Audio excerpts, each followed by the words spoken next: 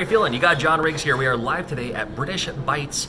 It is a cafe, bakery, European style here in Puyallup, Washington, of all places. If you happen to be in the Puyallup area, I highly recommend stopping by. They got candy back there for days. I'm enjoying my lunch here. Check this out. Little potato leek soup. We got the sausage roll here. Gotta love the sausage roll, man. A proper scone, man. That's awesome. And as I'm here surrounded by all this, I was thinking about all the great games for the NES that came out in European countries, the PAL titles. We talk about the great NES games that are hidden gems. We talk about the great Famicom games that came out in Japan, but don't show a whole lot of love for these games that came out in European countries. So I'm going to rank these amongst themselves based on my playthrough. Now, of course, I don't have any nostalgia for these because I didn't grow up with them, but I did play them all recently, and there's some pretty good ones in here. A couple of them I'm still a little confused about, but let's cover all the great games that came out in these European countries, maybe even a couple of them from like Australia, just to throw in there, just because, you know, no one else is talking about them. And with a bite of the sausage roll, oh man, so good.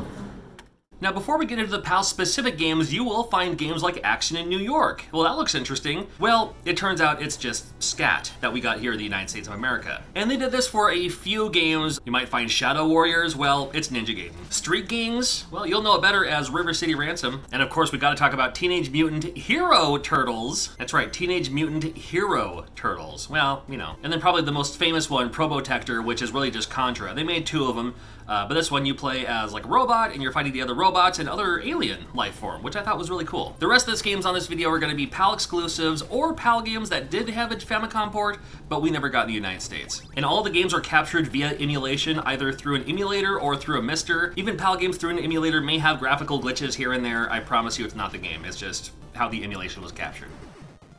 Now when you talk about PAL games, you gotta talk about Asterix. I mean, he may as well be the PAL mascot when it comes to video games and cartoons and comics that just stayed in the UK. This guy doesn't have an existence in the United States of America at all that I know of. I've never seen anything like it outside of video games and maybe the occasional comic or something that came over here. And the game for the NES, it's actually not too shabby. I mean, it plays pretty well, I think. I could have seen this game do fairly decent here in the United States. I admittedly don't know the lore behind Asterix outside of just his character, his mustache, his hat, you know. But maybe it's something I should look into a little bit more. But the game's pretty fun and I'll give it a B.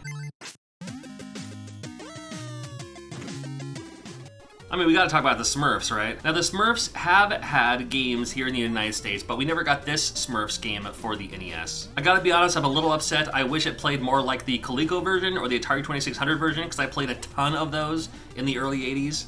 But this one actually does play like an NES game, and it plays like a kind of meh NES game. I mean, it's still the Smurfs, right? But, I don't know. Let's call it decent-ish. I'll give it a C.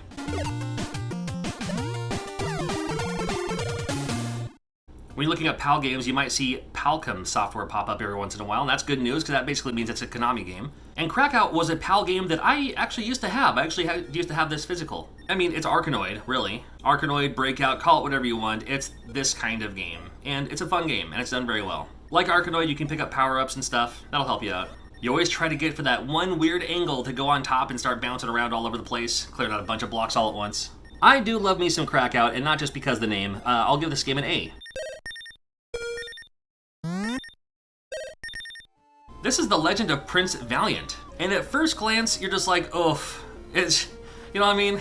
You're just like, oh, it looks like this kind of game, okay. And I can't explain why, but the more you play it, it's actually a pretty good game. And never mind that it's an Ocean game. If this game came out in America, it probably would have been the best game by Ocean. I don't know what makes this game Prince Valiant outside of like, is this based on the comic? I mean, or the I remember there was like in the newspaper, in the Sunday comics, they had a Prince Valiant section, which was like not funny. It was like a continuing story. I don't know, but really, I mean, it plays like an okay Nintendo game. It's actually not too bad. I'll give this game a B. Now, in my opinion, Sunsoft is one of the kings of great games for the NES, and they made a couple of them that never came out in America, including this game here, Mr. Gimmick. Now, Mr. Gimmick looks bright, looks colorful, awesome music, awesome effects. Again, never mind the graphical glitches, that's just the emulator that I'm capturing this on. And although this game is revered by many as such a great game, which it is, the slide mechanics of this game makes it pretty tough for me. It's a huge turnoff for me. Everything else is pretty cool. You just gather your star power, you throw your star, and I mean, that's how you can defeat enemies and all that. But you are so slippery slidey, it's as if the entire game is made of ice. It's that kind of slippery control. But still, an awesome game, definitely worth recommending checking it out. I'm gonna give this game an A.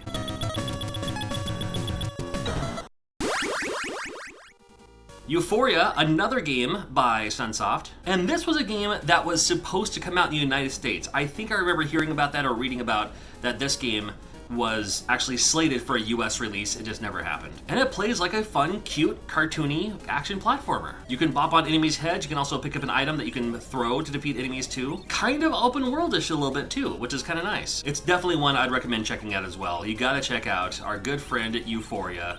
Another game I'll give an A. I think it's really, really good.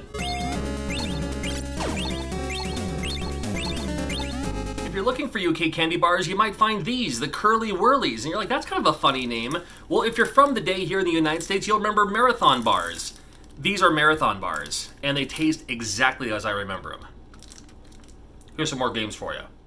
We got Konami Hyper Soccer, and interesting that this is a PAL exclusive.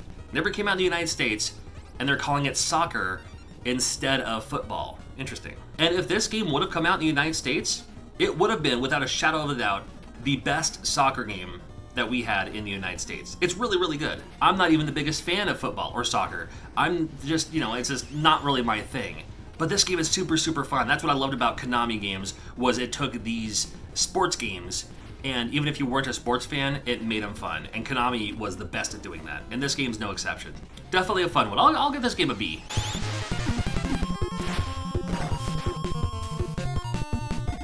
Well, we had Aladdin for the Genesis, we had it for the Super Nintendo, and in Europe, they also had it for the NES. Features the music and everything.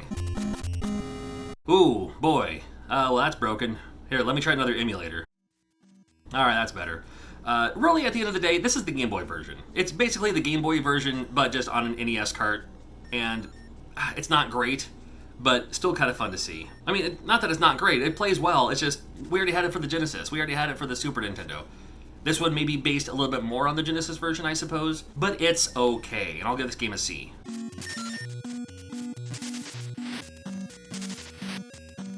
They also made a Beauty and the Beast NES game too. Good that they made you play as the Beast. I couldn't imagine Belle, defeating enemies or anything like that, hitting people with their giant book. Actually, that might be kind of fun. I don't know. But I mean, it's kind of interesting. Like, you're in your own castle, you're in your own mansion, but you're defeating your own enemies, like the bats and stuff like that. I don't know. But you can also climb up the walls, and that's kind of cool and everything, especially for an NES game. I did like this effect when you had your candle guy. Man, it's been a long time. What was his name? Lumiere? Is that right? And depending on how close you are to him, that's how much light you had when you're going through these dark areas of the game. I thought it was pretty cool, and I think the game's decent as well. I'm gonna give this game a B.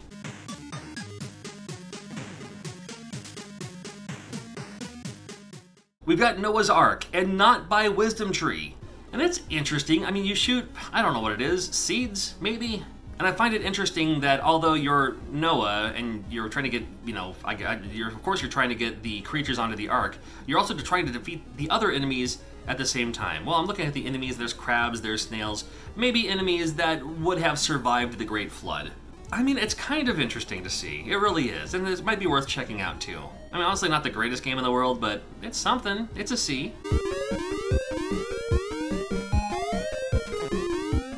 Rodland, well, yeah, I don't know if they'd be able to get away with a game in the United States called Rodland.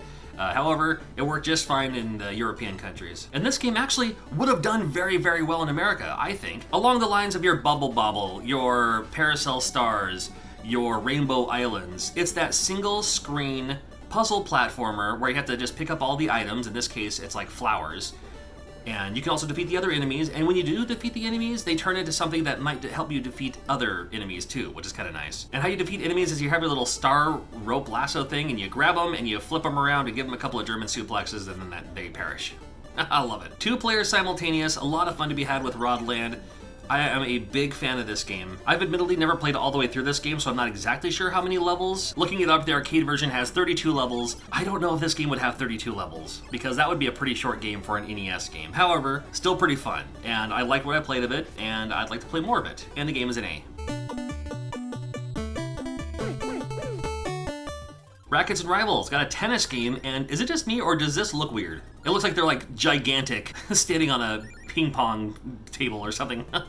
This game features a ton of customization. However you want to play the game, versus someone else, you versus the computer, whatever. You know, how the computer plays as well, you know, what their strengths are, anything like that. And it's tennis. I mean, it's tennis. And it's a pretty well done tennis. It's tennis. You can't go wrong with tennis. I'll give it a C. It's tennis. Elite for the NES is visually impressive. I mean, this is what it looks like. It's like a vector-based NES game. Looking at this, we could have had Star Wars the arcade game as an NES game. And this is only a small portion of it. This is the part I get. This is the part I kind of don't get. And when I say I kind of don't get, I really don't get it. Like, I have no idea what else to do in this game. So it turns from like Star Wars the arcade game to like Mule or something. And I don't know what I'm doing. I need more help with this game. The flying around and shooting stuff, I'd give it a B, and then the mule part, I'd give it a D. I guess I'll call it a C. Looks really cool though, definitely worth checking out. Here's a game called Kickoff, and this was a vertical soccer game, or football I suppose, if you're in the European country. And, I mean, it could have been a lot better. It could have been a lot better. It's not that it's really terrible, it's just like, nothing special about it. I'll call this one a D. Quickly, more about UK candies. We have this, which is a Mars bar. Now, this is not like our Mars bar from the 80s and 90s, which is now like Snickers Almond or something like that. This Mars bar, to them, is our Milky Way. They do have a Milky Way, but their Milky Way is our Three Musketeers. Either way, they're both delicious, I guess. Got a few European ports of Japanese games that we never got, including Devil World, and I loved Devil World, and I love seeing this available as well. It's an early Miyamoto game, a little bit like Pac-Man, where you had to pick up the cross, and when you have the cross, you can eat the dots. The cross also makes it so you can shoot fireballs at the enemies. Your screen is constantly scrolling. The devil guy at the very top tells the screen which way to scroll. I thought that was kind of cool. So you might get crushed into a wall, you just gotta, you know, plan ahead, prepare ahead, and all that. Once you have all the dots, then on the four corners, they have the books. And you have to put the books back in the kind of home base area. Again, same idea with the screen scrolling in random directions. You don't know where it's gonna go. You just have to, you know, go with it. And once that's all included, then you finish the level and play on from there. Super fun game. I'll give this game an A. I think it's really fun. New Ghostbusters 2, we've talked about this before several times, and this is the game that we should have gotten here in the United States. It's from HAL Laboratories. You choose any two Ghostbusters from the four, including Lewis, and then you have your A and B buttons. One of them is Zap the Ghost, the other one is Launch the Trap. And as you go through these stages, that's exactly what you do. You just keep doing that, and this is Ghostbusters 2, so it's based on the movie Ghostbusters 2. Your first boss is the Scoleri brothers. And what a fun game. Now, if you played the Game Boy version of Ghostbusters 2, well, you already kind of know. But man, this game's super fun. I'm also giving this game an A.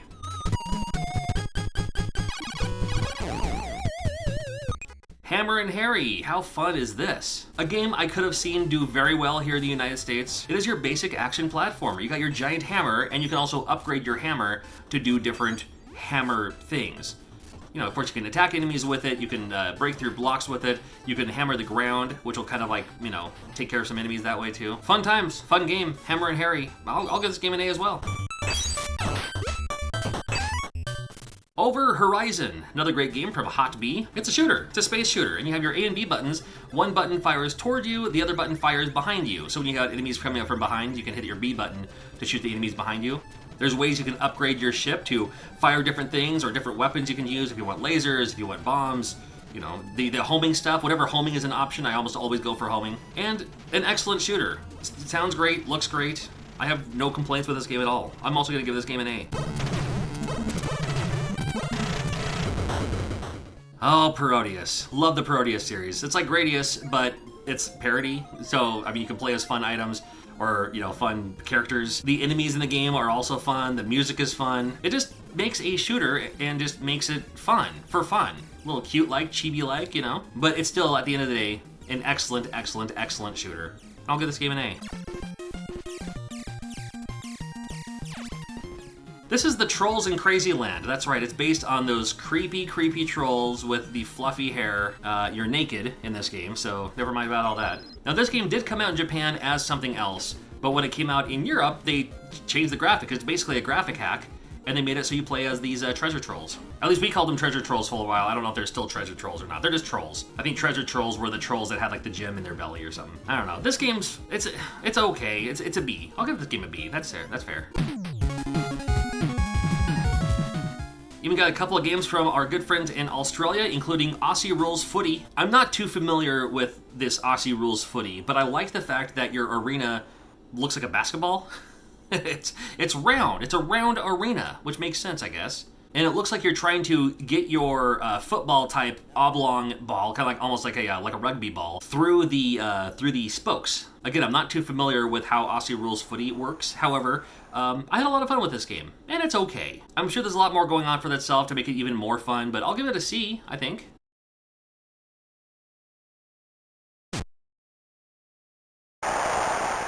Also have International Cricket. This is a game I try to want to get into.